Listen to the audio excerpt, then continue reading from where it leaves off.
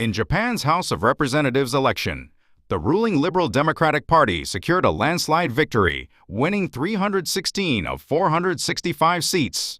The result signals more than numerical dominance. In parliamentary systems, lower house control often delivers strong authority over both executive governance and legislative direction. Today, we examine what concrete institutional powers and governing leverage such an electoral mandate typically provides. Supremacy of the House of Representatives. Japan's national diet comprises two chambers, the House of Representatives and the House of Councillors. Though constitutionally equal, in practice, the lower house generally wields more power over legislation and government formation and policy decisions. The most important right is the right to nominate the Prime Minister. The leader of the majority party in the House of Representatives becomes Prime Minister.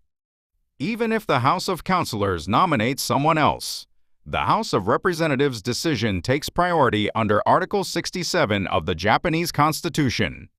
The right to approve the budget also lies with the House of Representatives. If the House of Councillors doesn't approve a budget bill within 30 days, the House of Representatives' approval automatically becomes final. One of the most significant powers of Japan's lower house is the ability to pass legislation after a second vote. If the upper house rejects a bill or fails to approve it within 60 days, the lower chamber can hold another vote requiring a two-thirds majority of members present. Once approved, the legislation becomes law immediately. Two-thirds of 465 seats equals 310. And since the ruling party controls 316 seats, bills can still pass, even if the upper house strongly opposes them politically today. Of course, in practice, the House of Councillors can interfere with the House of Representatives' decision by delaying the bill, launching public opinion campaigns, or pressuring to amend the bill.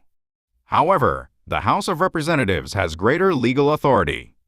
Amending the Japanese Constitution. Japanese conservatives have long wished to amend the Constitution.